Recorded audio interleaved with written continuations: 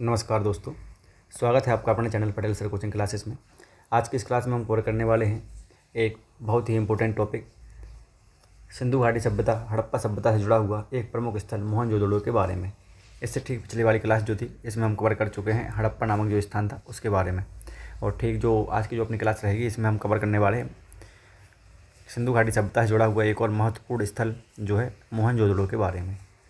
तो आज की इस क्लास में आप लास्ट तक वीडियो पर बने रहें ताकि इस टॉपिक से संबंधित जो आपके सभी डाउट्स हैं वो क्लियर हो सकें।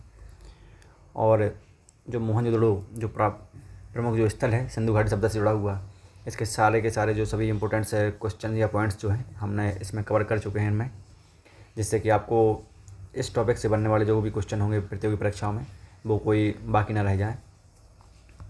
तो वीडियो को बड़े अच्छे ध्यान से देखेंगे आप सभी और क्लासेस को समझने का प्रयास करेंगे। तो चलिए देर न करते हुए शुरू करते हैं आज का अपना टॉपिक, सिंधु घाटी सभ्यता, हड़प्पा सभ्यता से जुड़ा हुआ एक और जो प्रमुख स्थल है मोहनजोदड़ो, इसके बारे में।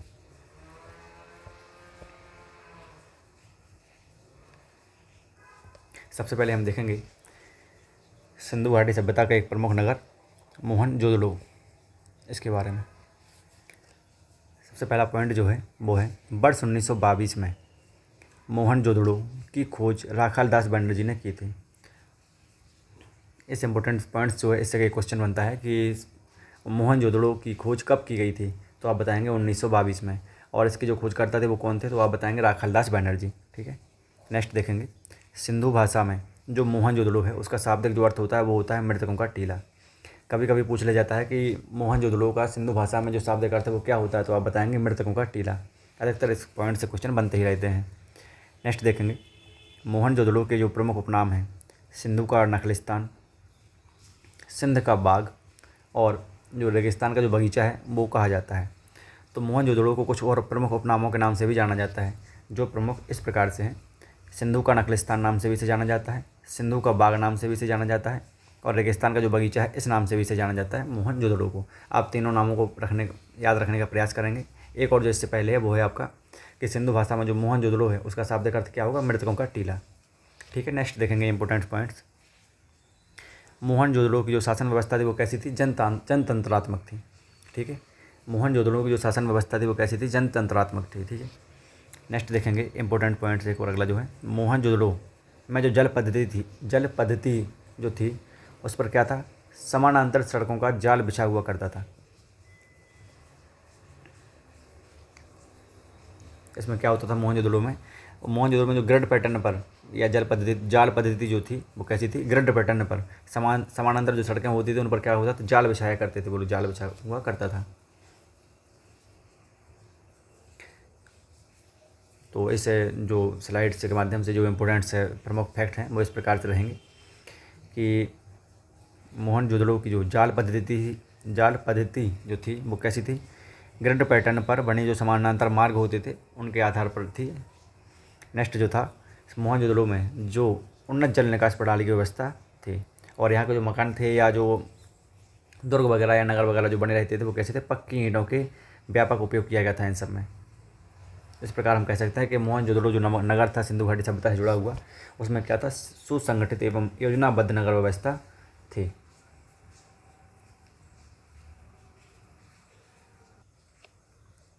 नेक्स्ट देखेंगे मोहनजोदड़ो से जुड़ी हुई कुछ प्रमुख जो विशेषताएं हैं या इंपॉर्टेंट जो पॉइंट्स हैं उनके बारे में और जानकारी आप साझा करेंगे आपके साथ हम। नेक्स्ट देखेंगे मोहनजोदड़ो से जो सर्वाधिक चौड़ी जो सड़क प्राप्त हुई है वो कौन सी है, यह लगभग 10 मीटर चौड़ी थी। तो मोहनजोदड़ो से जो सर्वाधिक चौड़ी सड़क जो प्राप्त हुई है वो कितनी लगभग चौड़ी थी, लगभग 10 मीटर। नेक्स्ट देखेंगे मोहनजोदड़ो को सबसे बड़ी इमारत जो है वो क्या है, विशाल अन्नानागार। तो अगर पूछा जाए कि विशाल अन्नानागार जो सिंधु घाटी सभ्यता से जुड़ी हुई जो प्रमुख इमारत है वो कहाँ पाई जाती है, कहाँ पाई गई थी, तो वो आप बताएंगे मोहनजोदड़ो में। ठीक है, तो विशाल अन्नानागार की जो इमारत है सिंधु घाटी सभ्यता से जुड़ी हुई या प्रमुख जो एक अवशेष मिला हुआ था उधर विशाल अन्नानागार का, तो वो कहाँ पाई गई है, वो पाई गई है आपके मोहनजोदड़ो में। नेक्स्ट देखेंगे मोहनजोदड़ो का जो सर्वाधिक महत्वपूर्ण सार्वजनिक स्थल है वो कौन सा है, विशाल अन्नानागार है। ठीक है, और जो विशाल अन्नानागार है वो कहाँ स्थित था, जो मोहनजोदड़ो में विशाल अन्नानगर एक किले के अंदर अवस्थित था। ठीक है, कहाँ अवस्थित था? एक किले के अंदर। नेक्स्ट देखेंगे, मोहनजोदड़ो का जो विशाल स्नानागार था, इसके उत्तर तथा दक्षिण में क्या था? इसके उत्तर तथा दक्षिण में एक जलाशय या तालाब में उतरने के लिए सीढ़ियाँ निर्मित थीं। इस प्रकार से सीढ़ियाँ बनाई गई थी। जैसे जो इसका विशाल स्नानागार था जो मोहनजोदड़ो में स्थित, तो उसके उत्तर में भी और उसके दक्षिण में भी क्या हुआ था? सीढ़ियाँ बनाई गई थी उतरने के लिए। इस जो विशाल स्नानागार वहाँ प्राप्त हुआ है, इस विशाल स्नानागार को जो उद्देश्य था वो क्या था? इस विशाल स्नानागार के निर्माण का वो धार्मिक उद्देश्यों हेतु इसका निर्माण किया गया था। सर जॉन मार्शल थे, उन्होंने क्या कहा है? इस विशाल स्नानागार को तत्कालीन विश्व का एक आश्चर्यजनक निर्माण भी कहा है। जो उस समय के जो तत्कालीन सर जॉन मार्शल, उन्होंने विशाल स्नानागार को क्या कहा है? तत्कालीन विश्व का एक आश्चर्यजनक निर्माण भी कहा है। तो आप इसको याद रखेंगे। इससे इंपॉर्टेंट पॉइंट से क्वेश्चन इस प्रकार बन सकता है कि सर जॉन मार्शल ने किस प्रमुख स्थल को तत्कालीन विश्व का एक आश्चर्यजनक निर्माण भी कहा था? तो आप बताएंगे कि विशाल जो मोहनजोदड़ो स्थित विशाल स्नानागार था, उसको सर जॉन मार्शल ने तत्कालीन विश्व का एक आश्चर्यजनक निर्माण भी कहा था। नेक्स्ट इंपॉर्टेंट पॉइंट देखेंगे, यह विशाल जो स्नानागार था, इसकी लंबाई चौड़ाई के बारे में कभी कभी पूछ लिया जाता है। तो इसका जो विशाल स्नानागार लगभग 11.89 मीटर लंबा और लगभग 7.01 मीटर चौड़ा एवं लगभग 2.44 मीटर गहरा था। तो इसकी लंबाई चौड़ाई आप याद रखेंगे, क्योंकि कभी कभी पूछ लिया जाता है। अधिकतर प्रतियोगी परीक्षाओं में इससे क्वेश्चन नहीं बनेगा, लेकिन किन्हीं किन्हीं प्रतियोगी परीक्षाओं में इससे क्वेश्चन पूछा जाता है कि विशाल स्नानागार का जो आकार है वो किस प्रकार था। तो आप बताएंगे 11.89 मीटर लंबा, 7.01 मीटर चौड़ा और 2.44 मीटर लगभग गहरा था। इस विशाल स्नानागार को सिंधु घाटी सभ्यता की सबसे सुंदर कृति माना जाता है। क्या है? जो मोहनजोदड़ो स्थित जो विशाल स्नानागार था, उसको सिंधु घाटी सभ्यता की सबसे सुंदर कृति भी माना जाता है। मोहनजोदड़ो से क्या था? सर्वाधिक मोहरें भी प्राप्त हुई हैं।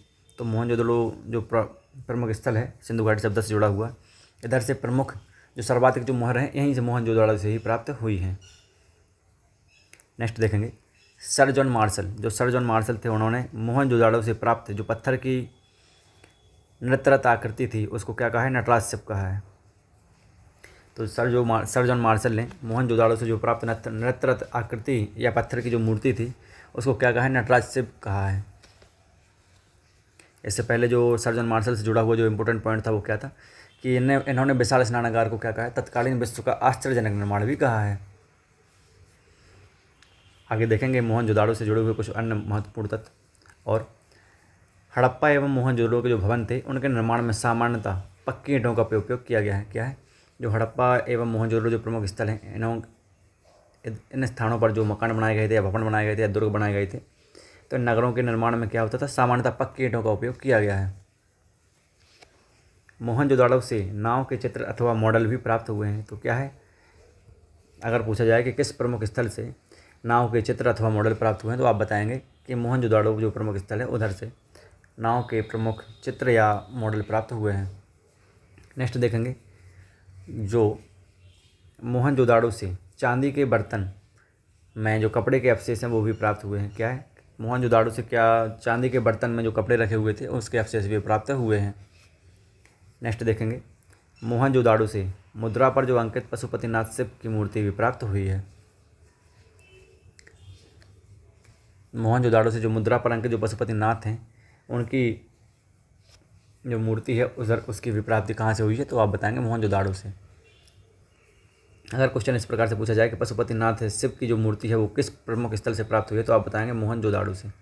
नेक्स्ट देखेंगे, मोहनजोदड़ो से कांसे की नर्तकी की एक मूर्ति भी पाई गई है। इस मूर्ति को किस विधि के द्वारा बनाया गया है? तो आप बताएंगे द्रव्य मोम विधि के द्वारा बनाया गया है। नेक्स्ट इंपॉर्टेंट पॉइंट से परीक्षा में अधिकतर पूछा जा सकता है, मोहनजोदड़ो से जो कांसे की एक नर्तकी की मूर्ति भी पाई गई है वो किस विधि के द्वारा बनाई गई है? तो आप बताएंगे द्रव्य मोम विधि के द्वारा इसका निर्माण किया गया है। नेक्स्ट, आप कांसे की मूर्ति को देख पा रहे होंगे, ये कांसे की मूर्ति नर्तकी की एक मूर्ति जो पाई गई है वो कहाँ से पाई गई है? मोहनजोदड़ो से पाई गई है। इस प्रकार से क्वेश्चन पूछ सकते हैं। और किस विधि के द्वारा ये मूर्ति बनाई गई है? तो आप बताएंगे द्रव्य मोम विधि के द्वारा। और जो पशुपतिनाथ शिव की जो मूर्ति है या मुद्रा जो है उस पर जो अंकित पशुपतिनाथ की जो शिव की जो मूर्ति है वो कहाँ पाई गई है, वो भी मोहनजोदड़ो से प्राप्त हुई है। और जो नाव के चित्र है, जो मॉडल प्राप्त हुए हैं, वो कहाँ से हुए, मोहनजोदड़ो से ही प्राप्त हुए हैं। नेक्स्ट देखेंगे, मोहनजोदड़ो से मिट्टी के खिलौने या मृण मूर्तियाँ भी, मिट्टी की मूर्तियाँ भी पाई गई हैं। तो कहाँ से प्राप्त हुई हैं ये सब, मोहनजोदड़ो से। इससे पहले हम देख चुके हैं कि मोहनजोदड़ो से विशाल स्नानागार जो है उसकी प्राप्ति हुई है, और महान स्नानागार जो है इसके भी अवशेष मिले हैं, जिसे धार्मिक उद्देश्यों के लिए बनाया गया था। और ऐसे सर्जन मार्शल जो थे उन्होंने क्या कहा है, तत्कालीन विश्व का आश्चर्यजनक निर्माण भी कहा है। इसके क्या होता था, उत्तर में और इसके दक्षिण में उतरने और चढ़ने के लिए क्या था, तालाब में उतरने और चढ़ने के लिए सीढ़ियाँ भी निर्मित की गई थीं। नेक्स्ट देखेंगे, जो सिंधु घाटी सभ्यता से जुड़ा हुआ जो एक और प्रमुख स्थल है वो है चनहूदड़ो। तो इससे जुड़े हुए जो इम्पोर्टेंट फैक्ट हैं उनके बारे में भी हम इसमें जानकारी साझा करेंगे। ठीक है, तो सबसे पहला इंपॉर्टेंट पॉइंट्स जो है वो देखते हैं। चनहूदड़ो, चनहूदड़ो क्या है, पाकिस्तान के सिंध प्रांत में सिंधु नदी के तट पर स्थित है। तो चनहूदड़ो जो प्रमुख स्थल है सिंधु घाटी सभ्यता से जुड़ा हुआ है, ये कहाँ स्थित है, यह पाकिस्तान के सिंध प्रांत में सिंधु नदी के तट पर स्थित है। इसकी खोज किसने की है, अधिकतर इससे क्वेश्चन पूछा जाता है कि चनहूदड़ो की जो खोज है वो किसने की है, तो आप बताएंगे NG मजुमदार ने इसकी खोज की है। तथा यहाँ पर जो उत्खनन कार्य है वो किसने कराया है, अर्नेस्ट मैके ने कराया है। तो चनहूदड़ो के जो पाकिस्तान का सिंध प्रांत था उसमें सिंधु नदी के तट पर, तो उधर जो उत्खनन कार्य कराया था वो किसने कराया था, अर्नेस्ट मैके ने कराया था। और इसकी खोज किसने की है, तो वो की है NG मजुमदार ने। आप इसको याद रखेंगे। हड़प्पा की जो खोज है दयाराम राय बहादुर दयाराम साहनी जी ने। मोहनजोदड़ो की जो खोज है वो राखालदास बनर्जी ने। चनहूदड़ो की जो खोज है वो की है NG मजुमदार ने। तीनों का आप याद रखेंगे। आगे भी जो प्रमुख स्थल हैं सिंधु घाटी सभ्यता से जुड़े हुए उनके भी जो खोज करता है उनके बारे में हम याद रखने का प्रयास करेंगे। ठीक है, नेक्स्ट देखेंगे चनहूदड़ो से जुड़े हुए जो प्रमुख इंपोर्टेंट पॉइंट हैं उनके बारे में। चनहूदड़ो को सिंधु घाटी की सभ्यता या हड़प्पा सभ्यता का औद्योगिक केंद्र भी माना गया है। तो जो चनहूदड़ो जो प्रमुख स्थल है उसको क्या कहा गया, सिंधु घाटी सभ्यता या हड़प्पा सभ्यता का प्रमुख औद्योगिक केंद्र भी माना गया है। नेक्स्ट देखेंगे, चनहूदड़ो से बकराकार ईंटों के प्रमाण भी प्राप्त हुए हैं। क्या था कि अभी तक तो जो प्रमुख स्थल थे उधर से क्या होता था, पक्की ईंटों के जो भवन या निर्माण या नगर जो थे उनके निर्माण किए गए थे। आगे चनहूदड़ो में क्या पाया गया कि जो यहाँ बकराकार ईंटों के भी उपयोग पाए गए हैं। नेक्स्ट देखेंगे, चनहूदड़ो से जो गुड़िया निर्माण का कारखाना है वो भी प्राप्त हुआ है। चनहूदड़ो से क्या हुआ है, गुड़िया निर्माण के जो कारखाने थे वो भी प्राप्त, उसके साक्ष्य भी प्राप्त हुए हैं। कहाँ से, चनहूदड़ो से। आगे देखेंगे, मनका बनाने का जो प्रमुख केंद्र था वो कौन था, चनहूदड़ो। तो आपसे अगर पूछा जाए कि सिंधु घाटी सभ्यता का कौन सा ऐसा स्थल था प्रमुख, ऐसा कौन सा स्थल था कि जहाँ मनके बनाने के कारखाने थे, तो आप बताएंगे चनहूदड़ो। या गुड़िया निर्माण के कारखाने प्राप्त कहाँ से हुए, तो आप बताएंगे चनहूदड़ो। नेक्स्ट देखेंगे, चनहूदड़ो से जो झूकर एवं झांगर, प्रिंटिंग मिस्टेक है थोड़ा, इसको याद रखेंगे आप वॉइस के माध्यम से। चनहूदड़ो से जो झूकर एवं झांगर संस्कृति के जो अवशेष हैं वो भी प्राप्त हुए हैं। इस प्रकार से आप देख पाएंगे चित्र के माध्यम से। हालांकि इसको समझने में कठिनाई होगी कि झूकर एवं झांगर जो संस्कृति है वो क्या थी उस समय की। तो झूकर एवं झांगर संस्कृति के जो अवशेष हैं वो कहाँ से प्राप्त हुए हैं, वो हुए हैं आपके चनहूदड़ो नामक प्रमुख स्थल से। यहाँ से जो बकराकार ईंटों के जो साक्ष्य पाए गए हैं। नेक्स्ट देखेंगे, चनहूदड़ो का जो स्थल है उसकी जो खोज किसने की है, वो की है NG मजुमदार ने। और इसका उत्खनन कार्य किसने करा है, वो करा है अर्नेस्ट मैके ने। गुड़िया निर्माण के कारखाने कहाँ से पाए गए हैं, चनहूदड़ो से पाए गए हैं। मन के बनाने के जो कारखाने पाए गए हैं वो कहाँ से पाए गए हैं, चनहूदड़ो नामक प्रमुख स्थल से पाए गए हैं। आगे नेक्स्ट देखेंगे, सिंधु घाटी सभ्यता या हड़प्पा सभ्यता से जुड़ा हुआ एक और प्रमुख स्थल वो है लोथल। इसके बारे में हम जानकारी साझा करेंगे आपसे इस स्लाइड के माध्यम से। सिंधु घाटी सभ्यता का एक और महत्वपूर्ण नगर जो था वो था लोथल। इसमें क्या खासियत थी इसकी लोथल की, पहले इस लोथल के बारे में जान लेते हैं। लोथल कहाँ भारत में कहाँ स्थित है, कैसा क्या है, फिर उसके साक्ष्य जो उधर से साक्ष्य और अवशेष मिले हैं उसके बारे में भी जानकारी हम साझा करेंगे। सबसे पहले देखेंगे लोथल के बारे में। तो लोथल कहाँ पड़ता है, भारत के गुजरात राज्य के जो अहमदाबाद ज़िले है उसमें लोथल स्थित है। नेक्स्ट देखेंगे, लोथल कहाँ है, तो लोथल भारत के गुजरात राज्य के जो अहमदाबाद ज़िला है उसके जो भोगवा नदी का तट है उस पर स्थित है लोथल। इसकी खोज किसने की है, तो इसकी खोज की है SR राव ने। आगे अगर पूछा जाए आपसे कि जो सिंधु घाटी सभ्यता से जुड़ा हुआ एक प्रमुख जो महत्वपूर्ण नगर है लोथल, इसकी खोज किसने की है, तो आप बताएंगे SR राव ने। नेक्स्ट देखेंगे, लोथल को लघु हड़प्पा या लघु मोहनजोदड़ो भी कहा जाता है। लोथल को क्या कहा जाता है, लघु हड़प्पा या लघु मोहनजोदड़ो भी कहा जाता है। नेक्स्ट देखेंगे लोथल, सिंधु घाटी सभ्यता या हड़प्पा सभ्यता के एक प्रमुख बंदरगाह था। यहाँ से सुगमतापूर्वक पश्चिमी एशिया से व्यापार होता था। तो क्या था, लोथल सिंधु घाटी सभ्यता या हड़प्पा सभ्यता का एक प्रमुख बंदरगाह था और यहाँ से सुगमतापूर्वक पश्चिमी एशिया से व्यापार करने में सहायता होती थी। नेक्स्ट देखेंगे लोथल के जो पूर्वी भाग था, लोथल के पूर्वी भाग से जहाँ जहाज़ की गोदी या डॉकयार्ड प्राप्त हुई है। तो अगर आपसे क्वेश्चन पूछा जाए कि सिंधु घाटी सभ्यता के प्रमुख ऐसे कौन से स्थल से जहाज़ की गोदी या डॉकयार्ड प्राप्त हुआ है, तो आप बताएंगे लोथल।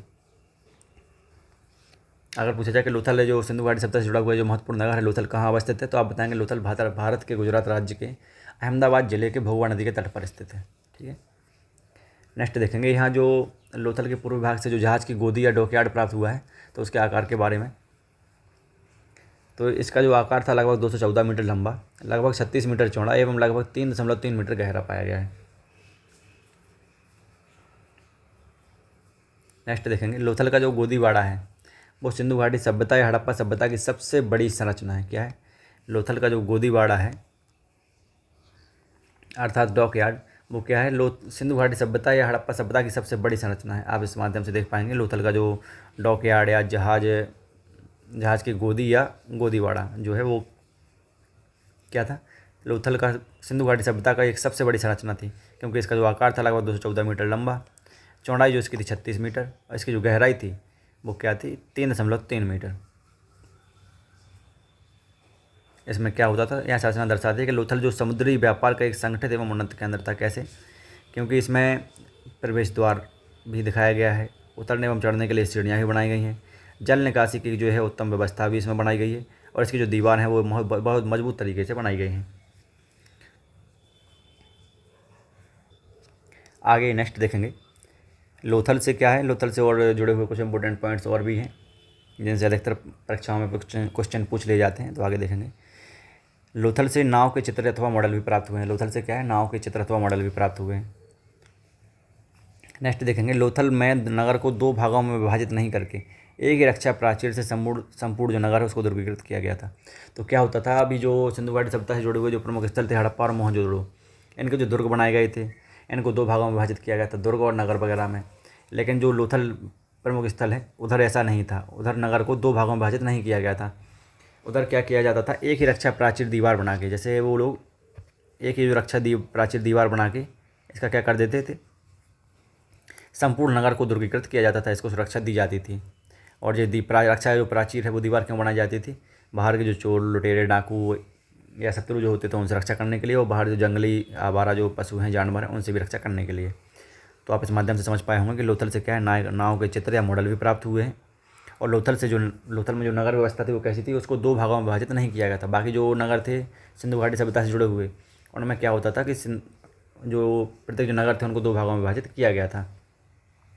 आगे देखेंगे कि लोथल से चावल धान के प्रथम साक्ष्य प्राप्त हुए हैं। तो धान या चावल या धान के जो प्रथम साक्ष्य प्राप्त हुए हैं वो कहाँ से हुए हैं, लोथल नामक प्रमुख जो स्थल है सिंधु घाटी सभ्यता से जुड़ा हुआ, इसी स्थल से धान या चावल के जो प्रमुख साक्ष्य हैं वो भी प्राप्त हुए हैं। नेक्स्ट देखेंगे लोथल से जो फारस की मोहर है तथा पक्के रंग में रंगे हुए जो पात्र हैं उनके मिलने का भी प्रमाण प्राप्त हुआ है। तो क्या है, लोथल से जो फारस की जो मोहर है और तथा पक्के रंग में रंगे हुए जो पात्र हैं उनके मिलने के भी प्रमाण कहाँ से प्राप्त हुए हैं, वो हुए हैं आपके लोथल नामक प्रमुख स्थल से। लोथल से तीन युगल समाधियाँ भी प्राप्त हुए हैं। तो क्या है, लोथल नामक जो प्रमुख स्थल है उधर से क्या होता था कि एक साथ तीन जो युगल समाधियाँ हैं उनके मिलने के साक्ष्य भी प्राप्त कहाँ से हुए हैं, तो वो हुए हैं आपके लोथल नामक प्रमुख स्थल से। तो आगे समझते हैं इस प्रकार से कि लोथल जो था वो क्या था, एक अगर पॉइंट के तौर पे हम कहें तो लोथल एक समुद्री व्यापार का एक प्रमुख केंद्र भी था। इसमें जो लोथल की जो उन्नत नगर योजना थी और निर्माण कला का भी उदाहरण इधर मिलते हैं। नेक्स्ट देखेंगे हम सिंधु घाटी सभ्यता से जुड़े हुए जो प्रमुख एक और स्थल है उसके बारे में, कालीबंगा के बारे में। कालीबंगा क्या है, कालीबंगा की अवस्थिति के बारे में जानेंगे। कालीबंगा भारत में कहाँ पड़ता है, तो कालीबंगा भारत के राजस्थान राज्य के हनुमानगढ़ जिले में जो घग्गर नदी है उसके बाएं तट पर स्थित है। कहाँ स्थित है, घग्गर नदी में के बाएं तट पर स्थित है। इसकी खोज के अगर बारे में बात की जाए तो इसकी खोज जो की है वो अमलानंद घोष ने की है तथा इसका उत्खनन कार्य जो है कालीबंगा का किसने कराया? बीबी लाल एवं बीके थापर ने कराया है। तो इससे इम्पोर्टेंट पॉइंट से अधिकतर क्वेश्चन बन सकते हैं।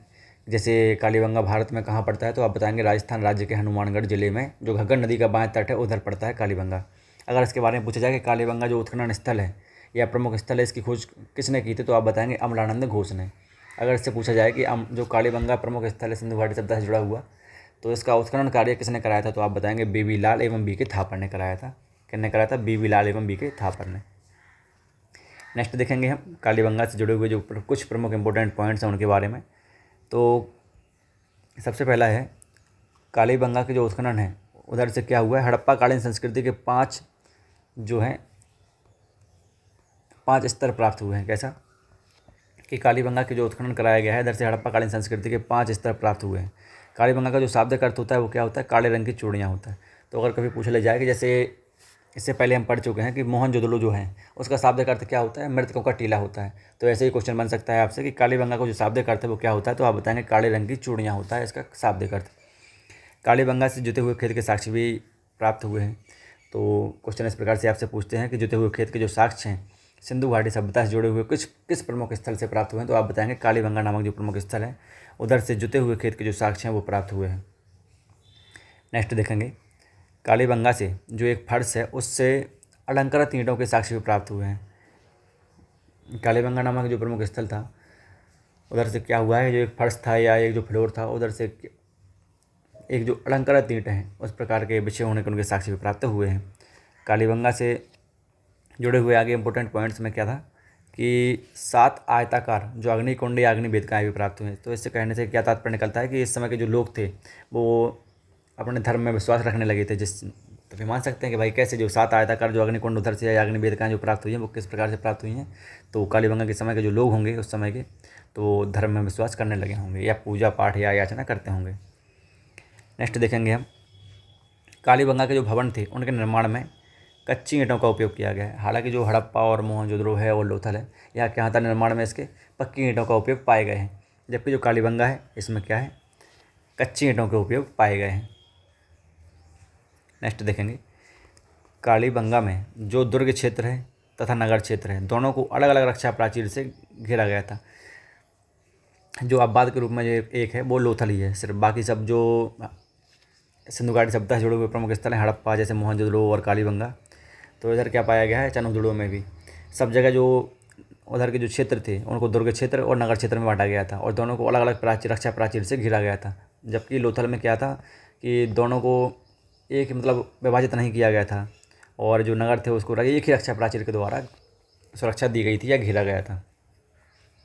नेक्स्ट देखेंगे इंपॉर्टेंट पॉइंट्स कालीबंगा से जुड़ा हुआ। कालीबंगा में स्पष्ट रूप से जल निकासी प्रणाली का अभाव था। तो अभी तक क्या पाया गया था कि सभी जगह जल निकास की जो उत्तम व्यवस्था थी या उन्नत प्रणाली की पाई गई थी, लेकिन जो कालीबंगा है उधर जल निकास प्रणाली का क्या था, अभाव था। नेक्स्ट देखेंगे हम कालीबंगा में जो शव थे, कालीबंगा में शवों के अंत्येष्टि संस्कार हेतु 3 विधियों के प्रचलन होने के प्रमाण मिलते हैं। क्या था, तो कालीबंगा से जो उसके उस समय के जो शव थे या जो व्यक्ति जैसे जिसकी मृत्यु हो जाती थी उसके बाद उसके जलाने के लिए जो अंत्येष्टि संस्कार होता है तो उसके हेतु 3 विधियों के प्रचलन उधर होने के प्रमाण पाए गए हैं। आगे देखेंगे कालीबंगा से जुड़े हुए इंपॉर्टेंट पॉइंट्स के साथ साथ जो कालीबंगा में प्रतीकात्मक समाधियाँ भी प्राप्त हुई हैं। तो क्या है, उस समय के जो है प्रतीकात्मक समाधियाँ भी उधर से प्राप्त हुई हैं कालीबंगा से। और जो बेलनाकार मोहरें प्राप्त हुई हैं वो कहाँ से प्राप्त हुई हैं, कालीबंगा नामक प्रमुख स्थल से ही बेलनाकार जो मोहरें हैं वो भी प्राप्त हुई हैं। तो सबसे इम्पोर्टेंट पॉइंट्स जो है कालीबंगा से जुड़ा हुआ वो है कि जुते हुए खेत के जो साक्ष्य हैं वो कहाँ से मिले हैं, तो आप बताएंगे कालीबंगा नामक जो प्रमुख स्थल है उधर से जुते हुए खेत के साक्ष्य मिले हुए हैं। आगे जो है बेलनाकार मोहर के साक्ष्य जो है कहाँ से प्राप्त हुए हैं, तो आप बताएंगे बेलनाकार जो मोहर के साक्ष्य हैं वो भी आपके कालीबंगा नामक जो प्रमुख स्थल है उधर से प्राप्त किए गए हैं। नेक्स्ट देखेंगे इंपॉर्टेंट पॉइंट्स के बारे में। जो सिंधु घाटी सभ्यता से जुड़ा हुआ एक और प्रमुख स्थल है बनावली।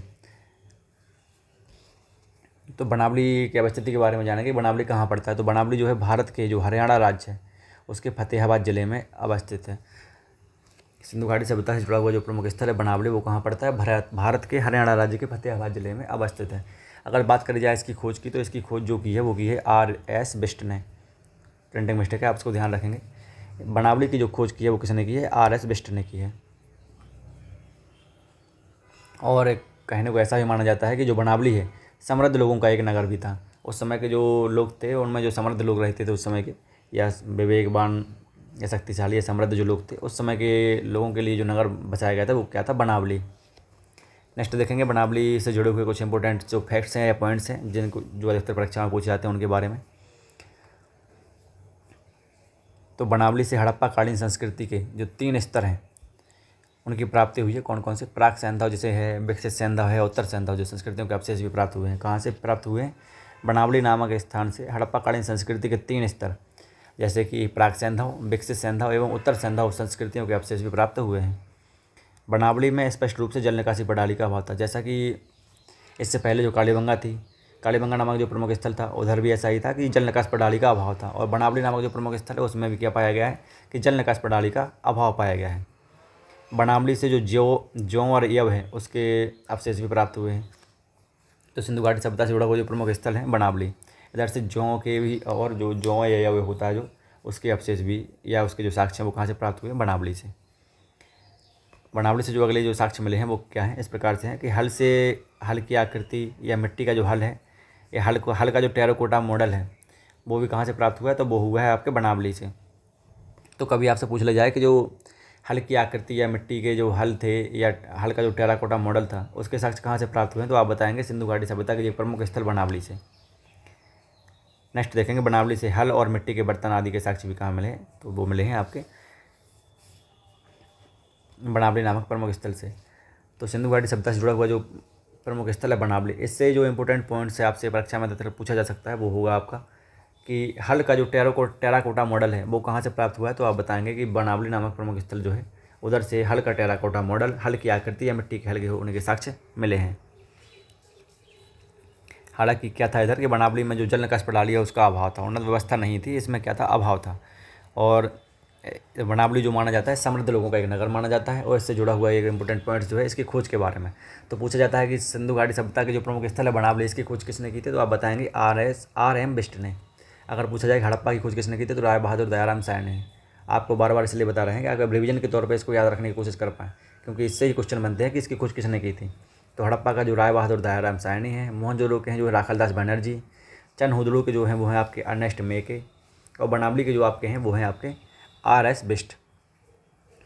कालीबंगा की जो खोज जिन्होंने की थी वो हैं आपके अमरानंद घोष, और लोथल की जो खोज की थी वो हैं आपके S.R. राव। ठीक है, चनहुदड़ो के बारे में आपको पता होना चाहिए जैसे कि चनहुदड़ो की जो खोज की है वो की है आपके N.G. मजूमदार ने, और इसके जो उत्खननकर्ता थे वो थे आपके अर्नेस्ट मेके। नेक्स्ट देखेंगे एक और सिंधु घाटी सभ्यता से जुड़ा हुआ एक प्रमुख स्थल है धौलावीरा, इसके बारे में। तो धौलावीरा में क्या पाया गया है कि धौलावीरा की जो अवस्थिति है कहाँ पाई जाती है भारत में? गुजरात राज्य के कच्छ जिले में अवस्थित है। क्या है? धौलावीरा। नेक्स्ट देखेंगे हम धौलावीरा के बारे में। तो धौलावीरा कहाँ पड़ता है? भारत के गुजरात राज्य के कच्छ जिले में अवस्थित है धौलावीरा। इसकी जो खोज की है वो किसने की है? J.P. जोशी ने की है। तथा यहाँ पर जो उत्खनन कार्य कराया है वो किसने कराया? R.S. बिष्ट ने कराया है उत्खनन कार्य। आप याद रखने की कोशिश करेंगे। अगर आपसे पूछा जाए कि धौलावीरा कहाँ पड़ता है भारत में, तो आप बताएंगे भारत के गुजरात राज्य के कच्छ जिले में पड़ता है। अगर बात करी जाए आपके से इसकी खोज की, तो आप बताएंगे धौलावीरा नामक जो प्रमुख स्थल है उसकी खोज J.P. जोशी ने की है। यहाँ पर अगर उत्खनन कार्य जो कराया है वो किसने कराया है? तो R.S. बिष्ट ने कराया है। ठीक है, नेक्स्ट देखेंगे हम इंपॉर्टेंट पॉइंट्स धौलावीरा से जुड़े हुए। धौलावीरा भारत में खोजा गया दूसरा सबसे बड़ा हड़प्पा कालीन नगर है। तो क्या है? धौलावीरा भारत में खोजा गया सबसे बड़ा जो दूसरा हड़प्पा कालीन नगर है, क्या है? धौलावीरा। नेक्स्ट देखेंगे धौलावीरा को सफ़ेद कुआं या आयताकार नगर भी कहा जाता है। तो अगर आपसे पूछा जाए कि ऐसा सिंधु घाटी सभ्यता से जुड़ा हुआ या हड़प्पा सभ्यता से जुड़ा हुआ ऐसा कौन सा प्रमुख स्थल है जिसको सफ़ेद कुआं या आयताकार नगर भी कहा जाता है, तो आप बताएंगे कि वो है धौलावीरा, जिसे सफ़ेद कुआं या आयताकार नगर भी कहा जाता है। नेक्स्ट देखेंगे धौलावीरा को 7 सांस्कृतिक चरणों में विभाजित किया गया है। तो क्या है? धौलावीरा जो है उसको 7 सांस्कृतिक चरणों में विभाजित किया गया था। नेक्स्ट होगा इंपॉर्टेंट पॉइंट्स इसका धौलावीरा से जुड़ा हुआ। धौलावीरा से सिंधु घाटी की सभ्यता या हड़प्पा सभ्यता का एकमात्र खेल का मैदान या स्टेडियम प्राप्त हुआ है। तो अगर आपसे पूछा जाए कि सिंधु घाटी सभ्यता या हड़प्पा सभ्यता से जुड़े हुए किस प्रमुख स्थल से एकमात्र खेल का मैदान या स्टेडियम प्राप्त हुआ है, तो आप बताएंगे कि वो है धौलावीरा। एक बार फिर से रिवीजन करेंगे, आप ध्यान देंगे इसका कि धौलावीरा की खोज किसने की थी, तो आप बताएंगे जेपी जोशी ने। इसका उत्खनन कार्य किसने कराया था, तो आप बताएंगे आर.एस. बिष्ट ने। अगर आपसे पूछे कि सिंधु घाटी सभ्यता या हड़प्पा सभ्यता से जुड़े हुए किस प्रमुख स्थल से एकमात्र खेल का मैदान या स्टेडियम प्राप्त हुआ है, तो आप बताएंगे इसका धौलावीरा। ठीक है। और इसका एक क्वेश्चन और बन सकता है कि किस प्रमुख स्थल को सफ़ेद कुआं तथा आयताकार नगर भी कहा जाता था, तो आप बताएंगे कि धौलावीरा जो है उसको सफ़ेद कुआं तथा आयताकार नगर भी कहा जाता था।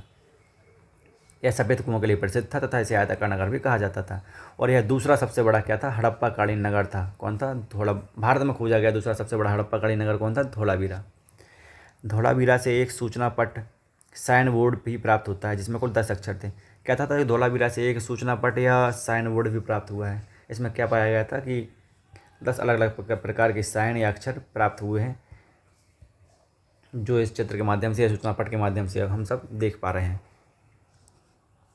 नेक्स्ट देखेंगे अगला, जो सिंधु घाटी सभ्यता से जुड़ा हुआ जो प्रमुख स्थल है उसके बारे में, धौलावीरा।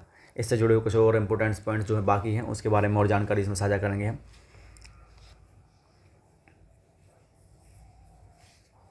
धौलावीरा का क्या था कि धौलावीरा को 3 भागों में विभाजित किया गया था, या 3 भागों में धौलावीरा विभाजित था।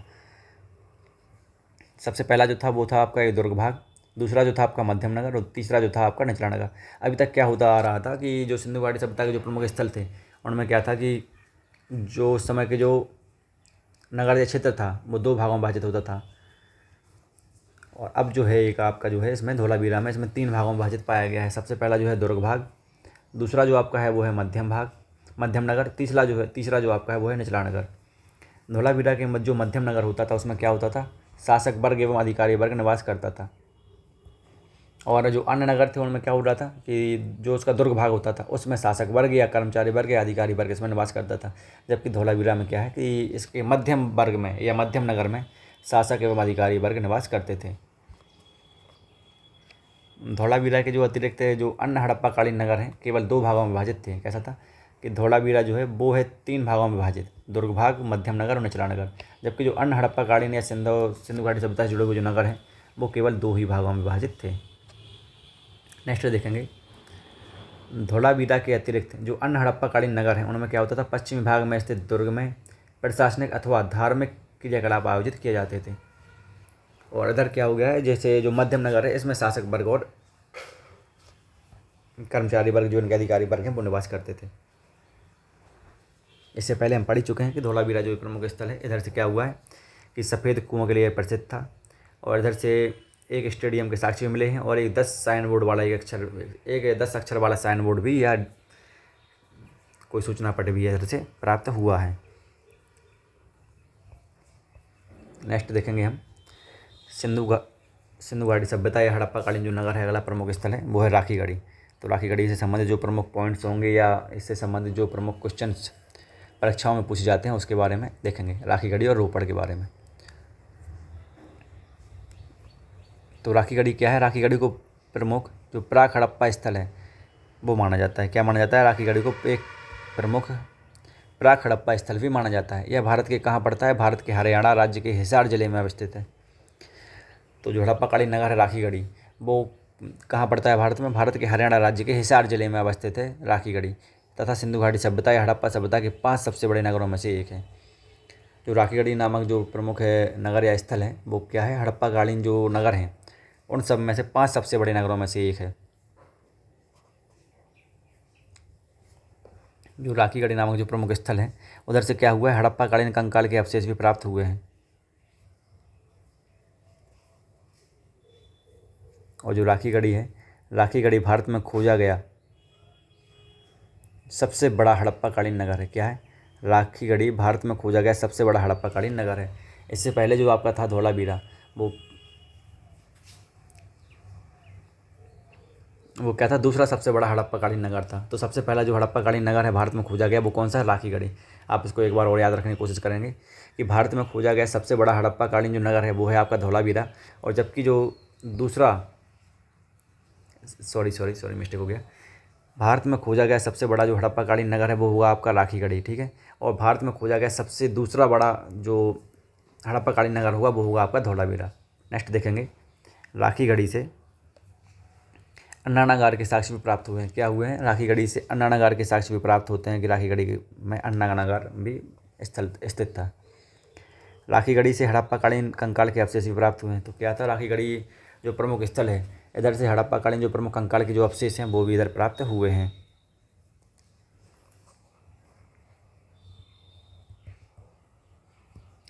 नेक्स्ट देखेंगे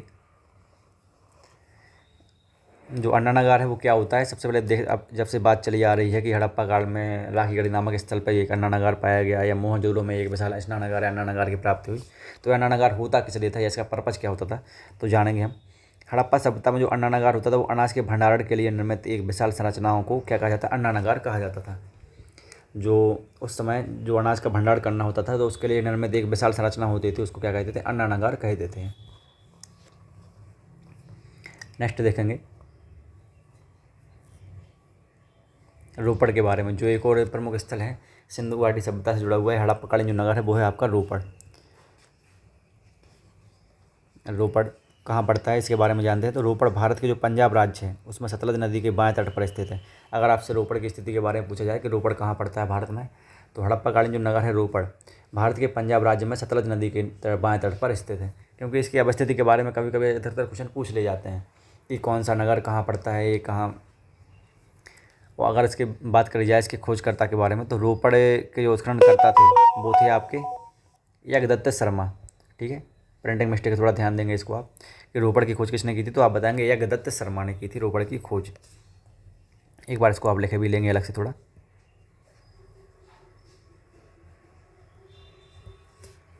रोपड़ की खोज किसने की थी, तो आप बताएंगे इसका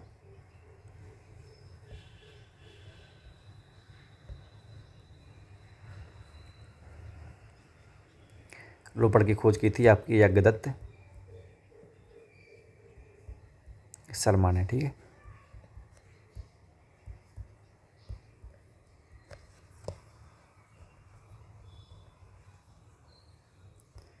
ठीक है। नेक्स्ट देखेंगे हम कि रोपड़ से किस प्रकार के साक्ष्य प्राप्त हुए हैं। तो रोपड़ नामक जो प्रमुख स्थल है हड़प्पाकालीन जो नगर है उधर से एक जो मानव की कब्र है उसके साथ साथ एक कुत्ते के समाधान के अवशेष भी प्राप्त हुए हैं। तो क्या है? रोपड़ नामक जो प्रमुख स्थल है हड़प्पाकालीन नगर है उधर से मानव की कब्र के साथ साथ कुत्ते के जो समाधान है उसके अवशेष भी प्राप्त हुए हैं। तो कहाँ से प्राप्त हुए हैं? वो हुए हैं आपके रोपड़ से। रोपड़ से जो है प्राप्त जो मुद्रांकन भी प्राप्त हुआ है वो किस प्रकार से है। और रोपड़ की अवस्थिति के बारे में अगर बात की जाए तो यह पंजाब राज्य के जो भारत का जो पंजाब राज्य है उसके सतलज नदी के तट पर स्थित है रोपड़। इसकी खोज के बारे में अगर बात की जाए तो वो किसने की है? याज्ञदत्त शर्मा ने की है इसकी खोज।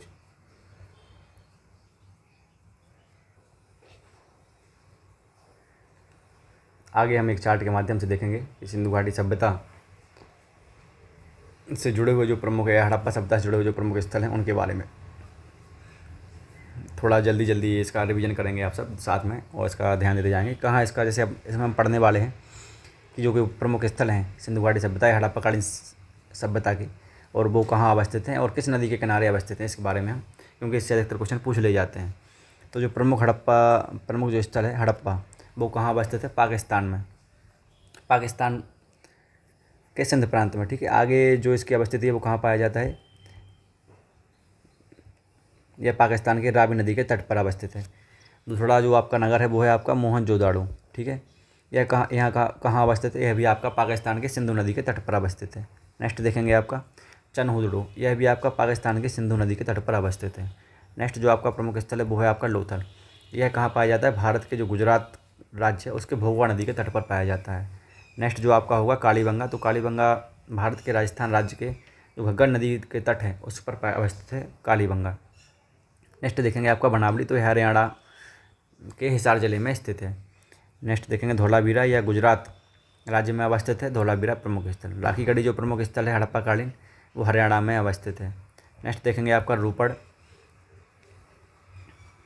यह रोपड़ जो है आपका पंजाब राज्य के सतलज नदी के तट पर अवस्थित है। कहाँ अवस्थित है? रोपड़ पंजाब राज्य के सतलज नदी के तट पर। आगे देखेंगे रंगपुर जो प्रमुख स्थल है वो आपका गुजरात के भादर नदी के सन्निकट स्थित है। नेक्स्ट देखेंगे आपका सुतकोटदा, सुतकोटदा जो प्रमुख स्थल है वो गुजरात राज्य में अवस्थित है। आगे देखेंगे सुतकांगडेरू। तो सुतकांगडेरू जो प्रमुख स्थल है वो पाकिस्तान राज्य में स्थित है और पाकिस्तान के दास्क नदी के किनारे स्थित है। ठीक है, मिस्टेक है, थोड़ा प्रिंटिंग मिस्टेक, दास्क नदी के किनारे अवस्थित है सुतकांगडेरू। नेक्स्ट आपका जो है आलमगीर, तो वह मेरठ के हिंड नदी के किनारे अवस्थित है। आप सभी जो प्रमुख जो स्थल हैं, इनकी जो प्रमुख नदी हैं, इनके बारे में आप याद रखने का प्रयास करेंगे कि कौन सा जो प्रमुख स्थल है किस नदी के किनारे बनाया गया है। तो हड़प्पा जो है वो रावी नदी के किनारे, मोहनजोदड़ो सिंधु नदी के किनारे, चनहुदड़ो जो है वो सिंधु नदी के किनारे, लोथल जो है भोगवा नदी के किनारे, कालीबंगा जो है वो घग्गर नदी के किनारे, और रोपड़ जो है वो पंजाब की सतलज नदी के किनारे, रंगपुर जो है वो आपका भागर नदी के किनारे, और जो आपका सुतकोटदा है वो गुजरात में पाया गया है, और सुतकांगडेरू जो है आपका पाकिस्तान की दास्क नदी के किनारे, आलमगीर जो है आपका मेरठ में हिंड नदी के किनारे। ठीक है, नेक्स्ट देखेंगे हम अगला जो सिंधु घाटी सभ्यता या हड़प्पा सभ्यता से जुड़े हुए जो प्रमुख स्थल हैं उनके उत्खननकर्ता के बारे में, और उधर से मिले हुए जो प्रमुख जो मुख्य वस्तु हैं तथा मुख्य जो अवशेष हैं उसके बारे में। ठीक है, एक चार्ट के माध्यम से जल्दी से जल्द समझने का प्रयास करेंगे जिससे आपका रिवीजन भी हो जाए और आपको इसमें समझने में कठिनाई भी ना हो। तो देखते हैं जो हड़प्पा जो प्रमुख स्थल है, इधर से इसकी खोज किसने की है और इधर से जो प्राप्त जो मुख्य अवशेष हैं वो क्या क्या प्राप्त हुए हैं। तो हड़प्पा की जो खोज की है वो की है आपके राय बहादुर दयाराम साहनी जी ने। इधर से जो मुख्य अवशेष प्राप्त हुए हैं तो वो हुए हैं आपके लाल बलुआ से पत्थर से बना हुआ एक पुरुष प्राप्त हुआ है। इधर से आपके लिंग योनि के प्रतीक भी प्राप्त हुए हैं। लकड़ी की ओखली में जो गेहूँ तथा जौ जो यव हैं इनके भी अवशेष प्राप्त हुए हैं। इधर से पांसा ताम्र खुला हुआ तथा दर्पण के अवशेष भी प्राप्त हुए हैं। विशाल चबूतरे वाले 6 अन्नागारों की दो कतारें भी प्राप्त हुई हैं। तो हड़प्पा नामक जो प्रमुख स्थल है इधर से विशाल चबूतरे वाले 6 अन्नागारों की 2 कतारें भी प्राप्त हुई हैं। कांस्य से निर्मित जो हिरण का पीछा करते हुए कुत्ते की मूर्ति भी प्राप्त हुई है। कब्रिस्तान 837 के जो साक्ष्य हैं वो भी कहाँ से प्राप्त हुए हैं, वो भी आपके हड़प्पा नामक प्रमुख स्थल से। आपका जो स्वास्तिक या था चक्र के साक्ष्य जो प्राप्त हुए वो कहाँ से प्राप्त हुए हैं, वो हैं आपके हड़प्पा से। और सीपी के जो पैमाने हैं वो भी कहाँ से प्राप्त हुए हैं, उसके भी साक्ष्य प्राप्त हुए हैं आपके हड़प्पा नामक प्रमुख स्थल से। और जो लिंग योनि के जो आपके प्रतीक हैं इसको याद रखने का प्रयास करेंगे, वो हड़प्पा नामक प्रमुख स्थल से आपके प्राप्त हुए हैं। आगे देखेंगे नेक्स्ट जो मोहनजोदड़ो है इसके बारे में। तो इसकी खोज जो की है वो की है राखलदास बनर्जी जी ने। इधर से विशाल स्नानागार के और विशाल स्नानागार के साक्ष्य भी प्राप्त हुए हैं। आगे दाढ़ी वाले जो पुजारी हैं उनकी मूर्ति भी कहाँ से प्राप्त हुई है, तो वो ही है आपके मोहनजोदड़ो से। नर्तकी की कांस्य मूर्ति, इसके बारे में देखते पूछ लिया जाता है कि नर्तकी की कांस्य मूर्ति कहाँ से प्राप्त हुई है, तो आप बताएंगे मोहनजोदड़ो से। विशाल स्नानागार की प्राप्ति कहाँ से हुई है, तो आप बताएंगे मोहनजोदड़ो से। अन्नागार के बारे में अगर पूछें तो उसका भी बताएंगे आप मोहनजोदड़ो से। अगर आपसे पूछा जाए कि पशुपति की जो नाथ की प्रतिमा बनी हुई थी जिस मोहर पर, वो कहाँ से प्राप्त हुई, तो आप बताएंगे मोहनजोदड़ो से। नेक्स्ट देखेंगे इससे इंपॉर्टेंट जो प्रमुख स्थल साक्ष्य प्राप्त हुए हैं उनके बारे में। तो सबसे बड़ी जो ईंट के साक्ष्य प्राप्त हुए वो कहाँ से हुई है, वो भी आपके हुए हैं मोहनजोदड़ो से। भट्टों के अवशेष भी प्राप्त कहाँ से हुए, वो आपके मोहनजोदड़ो से। और मिट्टी का जो तराजू प्राप्त हुआ है वो कहाँ से हुआ है, आपका मोहनजोदड़ो से। तो इसमें याद रखने के जो इंपॉर्टेंट पॉइंट आपके बनेंगे वो होगा, जैसे कब्रिस्तान 837 है वो आपका हड़प्पा से प्राप्त हुआ है। और इसमें जो अन्नागार की 2 कतार हैं विशाल चबूतरे वाले वो भी आपका हड़प्पा से है। और लाल बलुआ पत्थर से बने पुरुष जो हैं वो हड़प्पा से, और लिंग योनि के प्रतीक जो हैं वो हड़प्पा से। आगे मोहनजोदड़ो से जो इंपॉर्टेंट्स हैं वो कौन से हैं, नेक्स्ट देखेंगे आगे चनहुदड़ो के बारे में। तो चनहुदड़ो की जो खोज की है वो किसने की है, आपके एनजी मजूमदार ने। ठीक है, और इसके जो उत्खननकर्ता रहे हैं वो रहे हैं आपके अर्नेस्ट मैके। अगर पूछा जाए कि 4 पहिए वाली गाड़ी के जो साक्ष्य मिले हैं वो कहाँ से मिले हैं, तो आप बताएंगे चनहुदड़ो से। आगे अगर पूछा जाए कि मणके बनाने के जो कारखाने हैं वो कहाँ से प्राप्त हुए हैं, तो आप बताएंगे चनहुदड़ो से। जो वृत्ताकार बकराकार जो ईंटें को साक्ष्य प्राप्त हुए हैं वो कहाँ से प्राप्त हुए हैं, चनहुदड़ो से। ठीक है, नेक्स्ट देखें जो अलंकृत हाथी है उसके साक्ष्य कहाँ से प्राप्त हुए हैं, चनहुदड़ो से। और जो कंघा है उसके साक्ष्य कहाँ से प्राप्त हुए हैं, तो आप बताएंगे चनहुदड़ो से। नेक्स्ट देखेंगे आप प्रमुख स्थल के बारे में, लोथल के बारे में। तो लोथल की जो खोज की है वो किसने की, SR राव ने। ठीक है, अगर आपसे पूछा जाए कि जो फारस की जो मोहर है वो कहाँ से प्राप्त हुई है, तो आप बताएंगे लोथल नामक जो प्रमुख स्थल है। अगर बताएं कि आप बंदरगाह के साक्ष्य कहाँ से प्राप्त हुए हैं, तो आप बताएंगे लोथल नामक जो प्रमुख स्थल है उधर से बंदरगाह के साक्ष्य भी प्राप्त हुए हैं।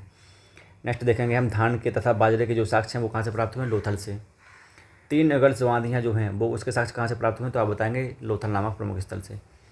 जो दिशा मापक यंत्र है, तांबे का जो कुआं है और धान की जो भूसी है, इन सब के जो साक्ष्य प्राप्त हुए हैं वो कहाँ से प्राप्त हुए हैं, आपके लोथल नामक प्रमुख स्थल से। ठीक है, आगे देखेंगे नेक्स्ट जो इंपॉर्टेंट प्रमुख स्थल है कालीबंगा, इसके बारे में। तो कालीबंगा की जो खोज की है वो आपके उत्खननकर्ता जो रहे हैं इसके BB लाल और BK थापर रहे हैं। ठीक है, नेक्स्ट इसका जो कालीबंगा का जो शाब्दिक अर्थ होता है वो होता है काले रंग की चूड़ियाँ। आगे 7 आयताकार जो अग्निकुंड हैं या अग्निवेदिकाओं को जो साक्ष्य प्राप्त हुए वो कहाँ से प्राप्त हुए, कालीबंगा से। जुते हुए खेत के जो साक्ष्य प्राप्त हुए हैं इसके बारे में अधिकतर पूछा जाता है कि जुते हुए खेत के जो साक्ष्य हैं वो कहाँ से प्राप्त हुए हैं, तो आप बताएंगे कालीबंगा से प्राप्त हुए हैं। बेलनाकार जो मोहर हैं वो कहाँ से प्राप्त हुई हैं, वो भी आपकी कालीबंगा से प्राप्त हुई हैं। आपके जो मिट्टी के जो मनके हैं, कांच तथा मिट्टी की जो चूड़ियाँ हैं वो कहाँ से प्राप्त हुई हैं, उसके साक्ष्य कालीबंगा से। सिलबट्टे के साक्ष्य कहाँ से प्राप्त हुए हैं, कालीबंगा से।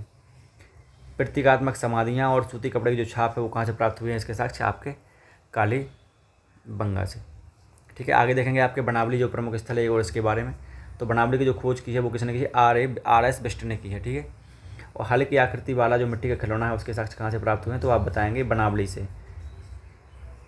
और तांबे के जो बाणाग्र हैं वो कहाँ से प्राप्त हुए हैं, तो आप बताएंगे बनावली से। आपसे इससे पूछा जाएगा कि हल की आकृति वाला जो मिट्टी का खिलौना है उसके साक्ष्य कहाँ से प्राप्त हुए हैं, तो आप बता देंगे इधर से कि बनावली नामक जो प्रमुख स्थल है इधर से इसके साक्ष्य प्राप्त हुए हैं। तो इसी के साथ आज का जो अपना टॉपिक था सिंधु घाटी सभ्यता, हड़प्पा सभ्यता से जुड़ा हुआ जो प्रमुख स्थल इनके बारे में और उनसे जुड़े हुए जो प्रमुख स्थल हैं, उनसे जुड़े हुए जो कुछ इंपॉर्टेंट पॉइंट्स हैं या उनके जो प्रमुख अवशेष या साक्ष्य जो मिले हुए हैं उनके बारे में, तो इसी के साथ समाप्त होता है। तो आगे ऐसे ही तो आइए कल की अगली क्लास में हम पढ़ेंगे एक और नया टॉपिक सिंधु घाटी सभ्यता, हड़प्पा सभ्यता की जो हड़प्पा समाज की जो अवस्थिति थी उसकी राजनीतिक दशा के बारे में और सामाजिक धार्मिक दशा के बारे में और आर्थिक दशा के बारे में। ठीक है, तो आई होप आप सभी को ये वीडियो ज़रूर पसंद आई होगी। तो कमेंट्स में ज़रूर बताएं आज की जो अपनी क्लास थी आप सबको कितनी हेल्पफुल रही, और आगे ऐसे ही कंपटीशन एग्जाम्स के सिलेबस से संबंधित वीडियो पाने के लिए आप सभी चैनल पर बने रहें। और जिन्होंने अभी तक चैनल को सब्सक्राइब नहीं किया है प्लीज़ चैनल को सब्सक्राइब कर लें, ताकि चैनल से जुड़ी हुई प्रत्येक वीडियो क्लासेस के माध्यम से आपको सरकारी नौकरी की तैयारी करने में मदद मिल सके। ठीक है, वीडियो देखने एवं चैनल पर जुड़ने के लिए तहे दिल से धन्यवाद और शुक्रिया।